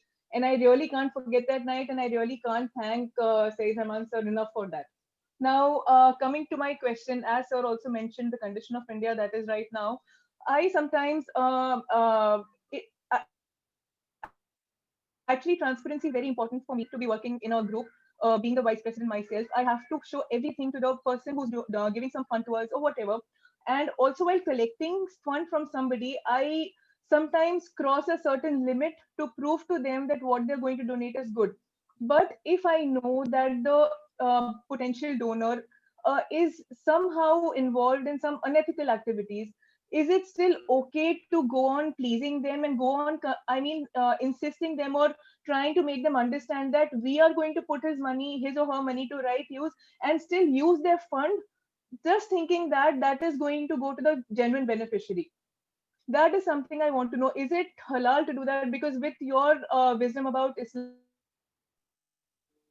Sayyid Rahman sir, I would want to ask you this question. Is it okay to accept funds from him or her, knowing that there might be something wrong with it, and using it for the poor? I know my question must be really petty, but I do need to know this. Okay, so in the good old days, we had a great Muslim leader in India, Sir Syed Ahmad Khan. When he was building the Aligarh University, you remember the story, some prostitutes gave him money, and there were religious people. They said, "Oh my God, what is he doing?" He took their money, and he said, "I'm going to use this to build bathrooms." Right now, I am not here because I'm not a religious scholar. I'm just a student, still learning, have a long ways to go. I cannot give you an opinion on that. You need to go to a scholar who will be million times better than me and ask the question. And that, to me, that would be the best way to do it. Yes, sir. Thank you so much, Jazakallah khair. And I really thank you from the deepest of my heart for all the tips that I've got from you. Jazakallah khair. Ali, any other questions? No other questions that I'm seeing. Lots of great remarks, wonderful presentation. Thank you for your time. So if you folks don't mind, I would like to ask Dr. Maqsood to enlighten us with his wisdom. And you know, he is the man behind introducing Alliance with our organization.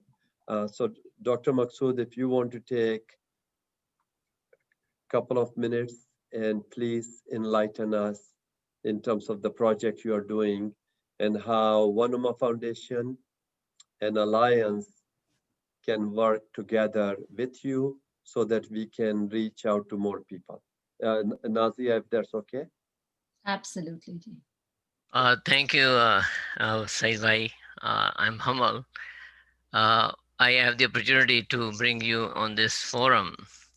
And I was reading on this sentence from the Quran. Allah will not change the condition of the people until they change what is within themselves. Yes. My thinking when I started doing the humanitarian work, that Allah make us responsible. If we become responsible, we can do good things because we understand our responsibility. So as a member of the community, we have been assigned the responsibility.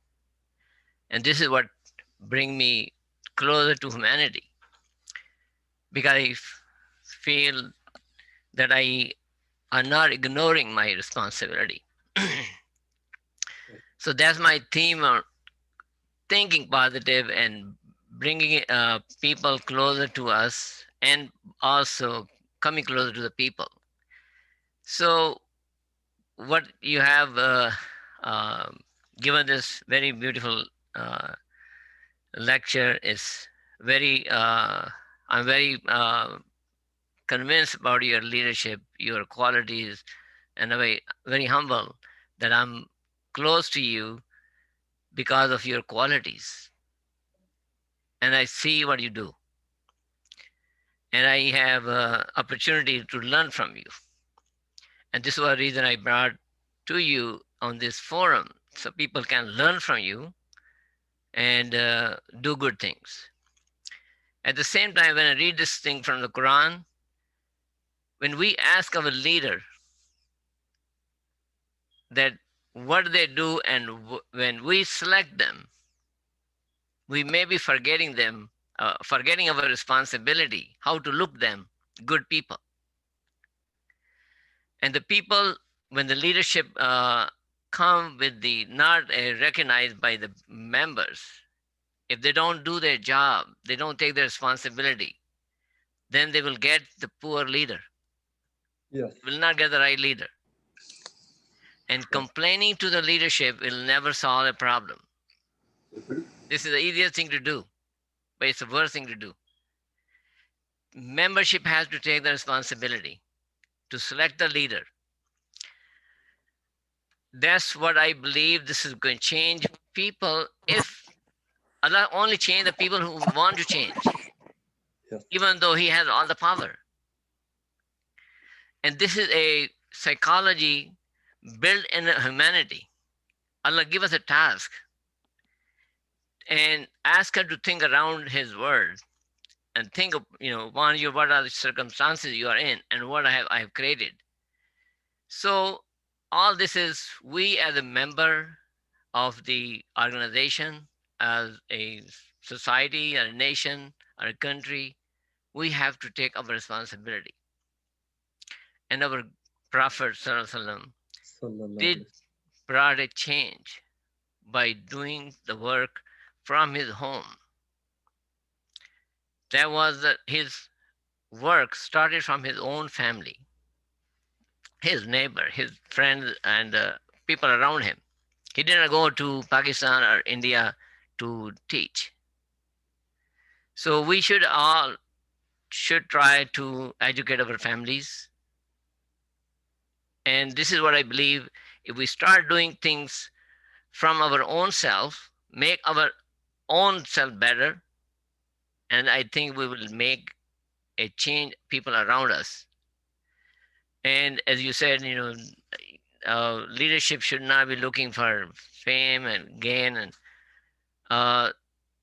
these are the quality, it can misguide you if you're looking for those things and then you really are not the leader. And I have the opportunity to see some of the organization has those very transparent rules and regulation to make sure people follow, the membership follow their guidelines so they can bring the right leadership. So that's what I believe the Alliance has a tremendous potential. And if they believe in themselves, they can bring a change. We are people, we can work harder. And since we are in America, we have the very talent in this country from Pakistan. And APNA has a great potential. And we believe that APNA is a Pakistani asset. And we need to use this to serve humanity, not only Pakistan, also here. So that's what my belief is, that what I work on, not to want to gain anything or fame or anything, because we can lie to the people, but we can never lie to our Allah subhanahu wa ta'ala, because he knows everything from what we think. And he promised he will make you successful as long as you are the right thinker and you only serve me, not anybody else. Yeah. So I think that's what will all the people around us, people who are in this meeting, I think let's take the responsibility. Make yourself responsible and not to just blame the leadership.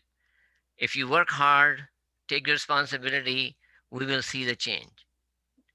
And what I'm doing in Pakistan, that's the most complicated matter of humanity. It is the international problem, addiction and mental health. This is the worst scenario that is increasing tremendously.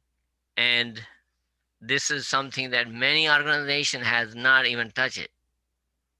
Non-profit organizations in Pakistan and here, they're not working on these issues. And this is very dangerous. So I believe that if we work together, take our responsibility, at least from our own families, we can make a difference. So that's my message, what I believe it is going to be from our own, ourselves. We cannot ask, for example, Pakistan, people say Imran Khan change the Pakistan, he will never be able to change it. The people who are asking, they should change themselves. And that's when we change ourselves, our leader will change. We can hold them accountable, but we have to hold ourselves accountable first. So this is all I want to say. I am very thankful. Alliance leadership has the courage to move forward. And I believe what I have seen, they have the talent and courage, and they will do a good job for their country and this country and the people as whole humanity, inshallah. With your help, I think we can do a better job as a team. So my whole thinking is a collaboration between different organizations, different people. Work with the collaboration. Nobody single can change anything. But with collaboration, we can make new bridges to help humanity. So this is what our goal should be, and we have created a forum on in APNA WhatsApp platform, the United APNA team, and we really has been trying this educate the members so they can pick the right leadership, bringing all the information to them and let them make their decision. So removing all the conflict of interest, we try to stay away from the leadership role in APNA. So inshallah, I think we look forward to work with you, and I look forward to work with Alliance and do whatever we can do the best for the humanity only. Thank you very much for giving me the opportunity to speak some. Thank you. Thank you. So, Sister Nazia, with your permission, if I can have 2 more minutes, just to mention few important things. One Ummah Foundation now is 21 years old, Alhamdulillah. It is started out in the memory of my young son that passed away in a drunk driver car accident in 1999. And since then, Allah subhanahu wa ta'ala made it easy for us to keep growing. And when I started the foundation, all I knew is there are children in the world that are suffering.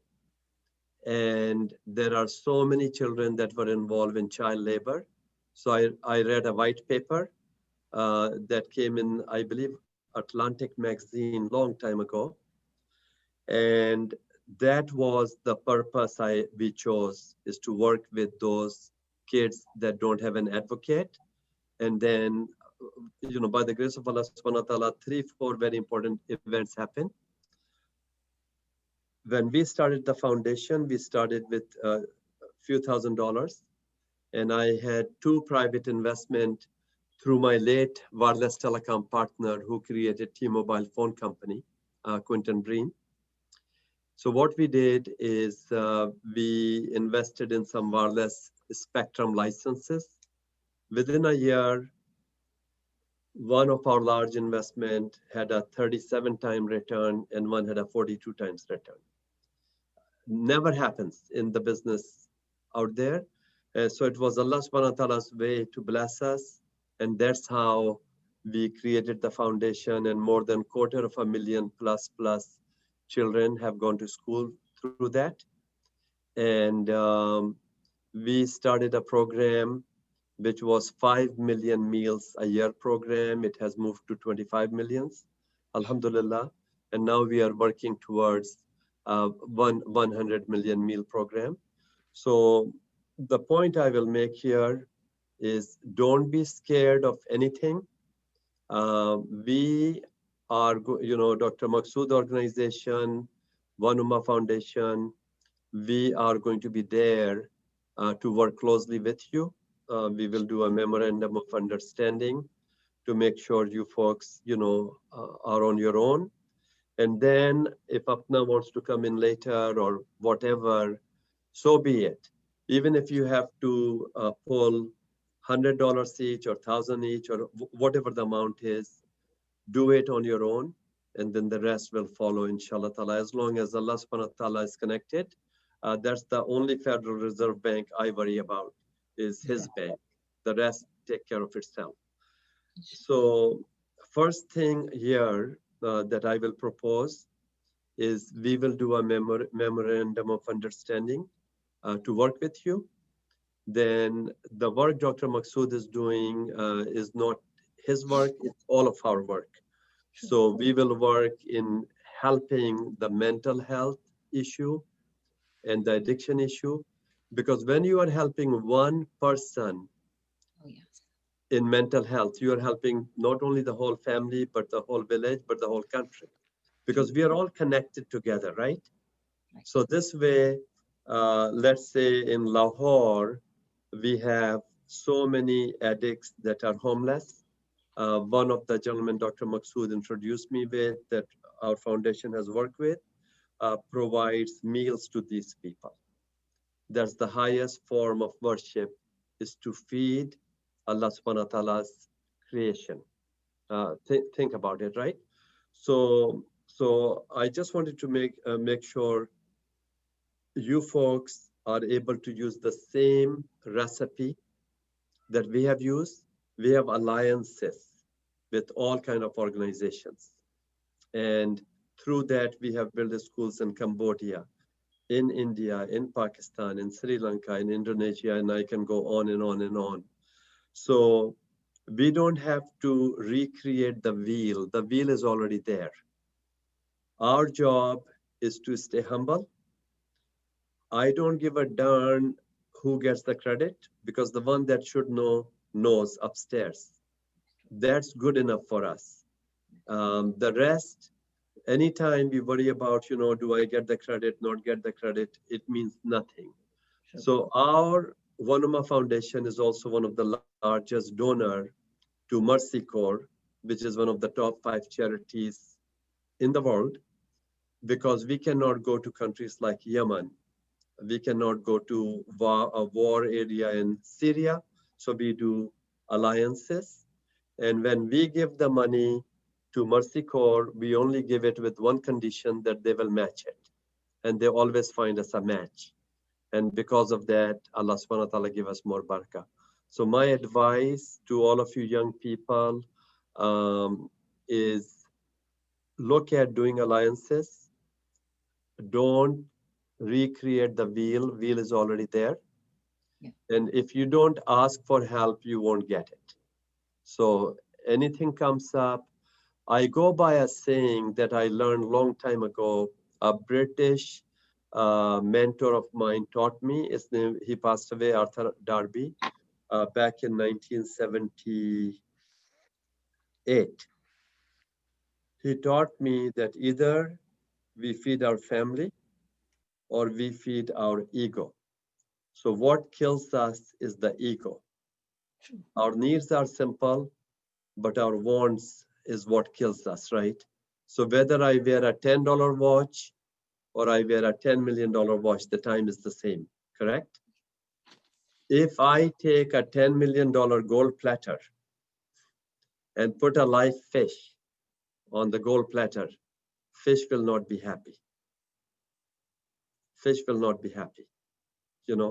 One of the board member of the college, I was traveling to a capital market conference in Morocco. He's from a family called Morgan family. They have given away hundreds of millions of dollars in charitable causes. And 4 generations of this family serve on the board of Antioch College. That's one of the colleges that I'm an outside board of trustee, because I didn't go to school there. We were in Morocco and I asked Lee if he wants to take something for his wife. They have nice fabric, whatever. And he said, no, my family has a rule, we only buy from Goodwill. He said, whenever we need something, we go to Goodwill. We believe in recycling. So it takes a lot of water to build new clothes. So we just use old ones and we are doing just fine.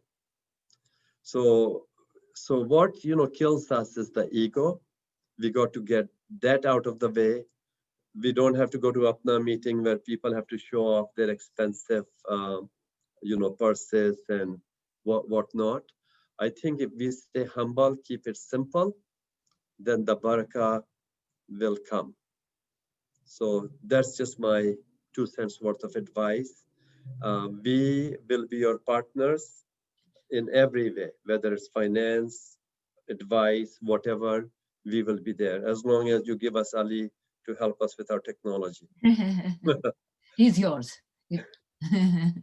So Nazia, it's your organization, you are the leader here, so why don't you give the closing remarks? It's definitely our organization. It's a definitely teamwork. And like I said earlier, I am so blessed to have a group of absolutely fantastic women who are on the same page, who really want to do good without the name, fame, and game, And one thing that I would like to tell everyone is, the first time I spoke to you, you said something which I did share with a bunch of my friends and the EC members. You said, Allah हमें काबिल लोगों के बजाय उनमें बनाए जो कबूलियत के लोग होते हैं. So honestly, after that, in every namaz, I ask Allah Mia to make me one of those जो कि जिनकी छोटी सी भी effort Allah kabul करे. And so far, all the stuff that we have done, it's just like, we think of something and Allah Pak just kind of, it's just like meeting you, like talking to you, Maqsood Bhai and all. It's just like that people have started showing us the potential that we have and what we can do. And I honestly, I can't just thank you enough. And on behalf of my executive committee, we are so happy to partner, I just like, I'm like overwhelmed right now, all the stuff that I've heard and the advice that you have given us. I think it's going to be instrumental. It's going to really benefit us. And inshallah, we will do our best and try to do good. Inshallah. I'm just like, I don't know. I've like so much to say, but the stuff that I heard, it's just absolutely amazing. And I can't thank you enough for taking the time out and talking to us and, showing us what we really can do. Okay. So we will end this, inshallah, with a dua that, today I will do and next time Maqsood Bhai will do, inshallah. Bismillah ar-Rahman ar-Rahim. Allahumma salli ala Muhammad wa ala ali Muhammad. Kama sallaita ala Ibrahim wa ala ali Ibrahim innaka Hamidum Majid. Allahumma barik ala Muhammad wa ala ali Muhammad. Kama barakta ala Ibrahim wa ala ali Ibrahim innaka Hamidum Majid. Ya Allah, Ya Rahman, Ya Rahim. We thank you for allowing us to spend our time in your path. This meeting was only and only to ask your help in serving your humanity. Even though we are not Qabil, we don't have all the ability, but please accept us in this work and make it easy for us, inshallah, that we can continue to do this work with no name, fame, or gain. Put a lot of blessing, a lot of khair, a lot of barakah in this. And please make it easy for us that we become extremely greedy in serving more people. And that's the only greed I ask you to give us, is we can serve more people. And Ya Allah, we ask you to help the work Dr. Maqsood and his organization is doing. They have taken a very tough job, but you can make everything easy. In Urdu, there is a saying, कि जहाँ पर हमारी limitation start होती है, वहाँ से Allah की कुदरत start होती है. So with your qudrat, we can do anything. Ameen, Ameen, Ameen. ربنا آتنا في الدنيا حسنة وفي الآخرة حسنة وقنا عذاب النار. وصلى الله تعالى على خير خلق محمد وآله وصحبه أجمعين برحمتك يا أرحم الراحمين. Ameen. Thank you. Shukriya. Thank you very much, everybody. Thank you. Assalamu alaikum. Wa alaikum salam.